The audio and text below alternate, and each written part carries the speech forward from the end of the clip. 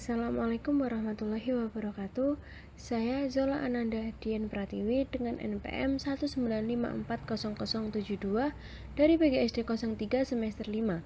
Di sini saya mengambil judul pentingnya udara bersih bagi pernafasan. Identitas dan tujuan.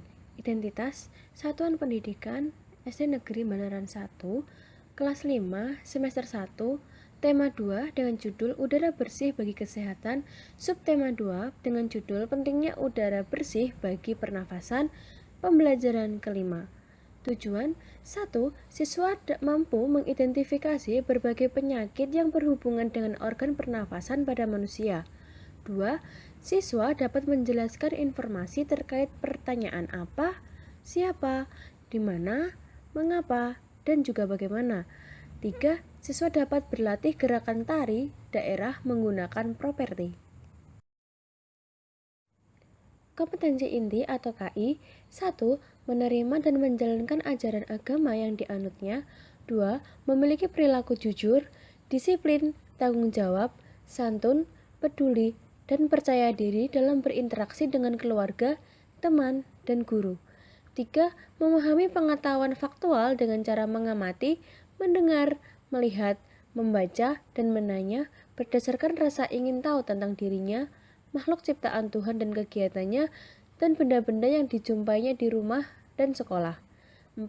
Menyajikan pengetahuan faktual dalam bahasa yang jelas, logis, dan sistematis, dalam karya yang estetis, dalam gerakan yang mencerminkan anak sehat, dan dalam tindakan yang mencerminkan perilaku anak beriman dan berakhlak mulia.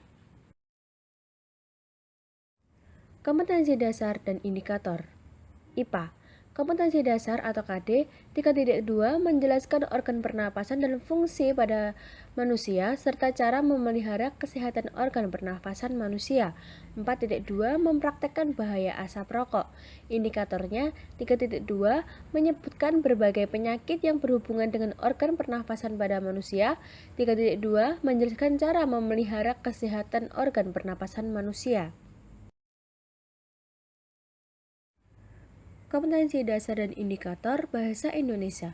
Kompetensi dasar atau KD-nya 3.2 mengklarifikasi informasi yang didapat dari buku ke dalam aspek apa, di mana, kapan, siapa, mengapa, dan bagaimana. 4.2 menyajikan klarifikasi informasi yang didapat dari buku yang dikelompokkan dalam apa, di mana, kapan, siapa, mengapa, dan bagaimana menggunakan kosakata baru. Indikator 3.2 menjelaskan informasi terkait pertanyaan apa, siapa, di mana, mengapa, dan bagaimana yang didapat dari buku. 4.2 menuliskan informasi terkait pertanyaan apa, siapa, di mana, mengapa, dan bagaimana yang didapat dari buku. Kompetensi dasar dan indikator SBDP. Kompetensi dasar atau KD-nya 3.2 memahami pola lantai dari tari kreasi daerah. 4.3 mempraktikkan pola lantai pada gerak tari kreasi daerah. Indikatornya 3.3 menceritakan karya tari daerah yang menggunakan properti. 4.3 berlatih gerakan tari daerah yang menggunakan properti. Nah, pada materi pembelajaran yang pertama ada IPA, itu ada macam-macam penyakit pada sistem pernafasan. Nah, di sini saya akan menjelaskan pengertian dari macam-macam penyakit pada sistem pernafasan dan juga menjelaskan tentang ciri-ciri, cara menanggulangi atau cara mengobati dan lain-lain atau gejala-gejalanya juga. Lalu bahasa Indonesia mendeskripsikan adik Simba. Nanti di sana ada teks mengenai organ pernafasan juga atau mengenai penyakit organ pernafasan. Nah, di sana siswa akan mendeskripsikan atau mengidentifikasi pertanyaan tentang adik Simba. Nah, sebelumnya saya akan memberikan materi tentang adik Simba, apa itu adik Simba. Lalu SBDP mengamati video tentang tari kreasi yang telah mereka pilih lalu memperagakan.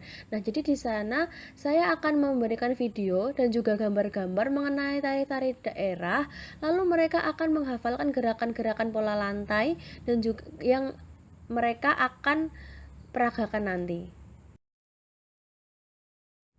Pada kesempatan kali ini, saya menggunakan pendekatan kontekstual.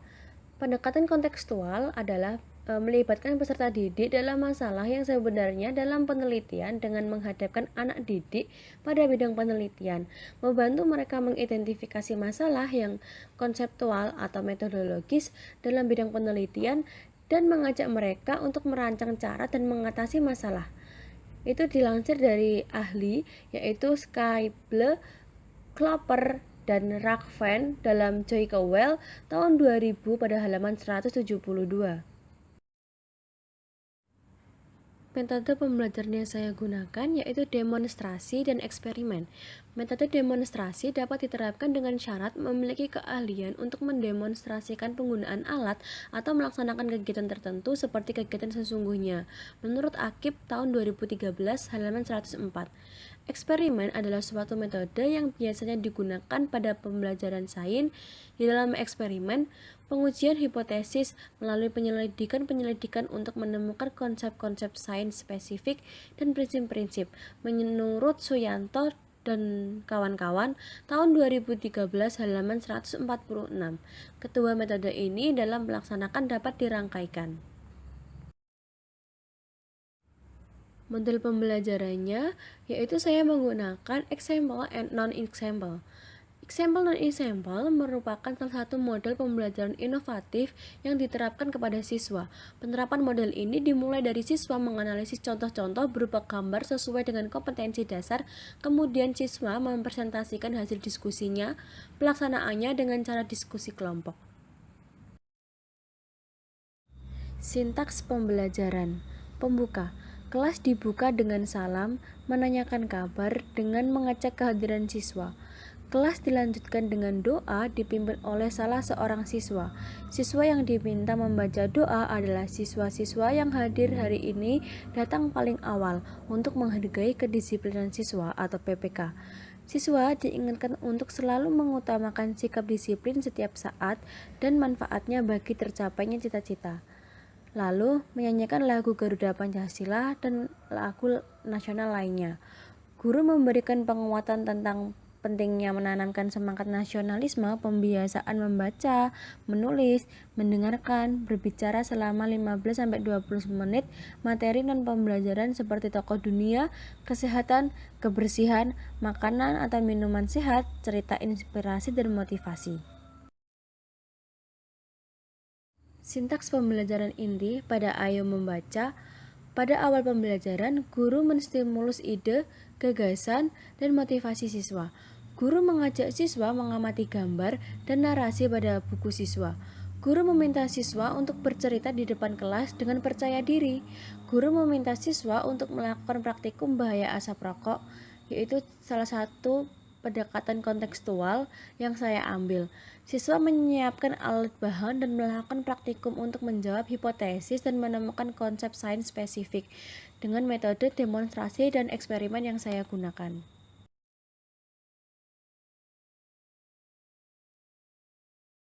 Sintaks pembelajaran inti pada Ayo Menulis.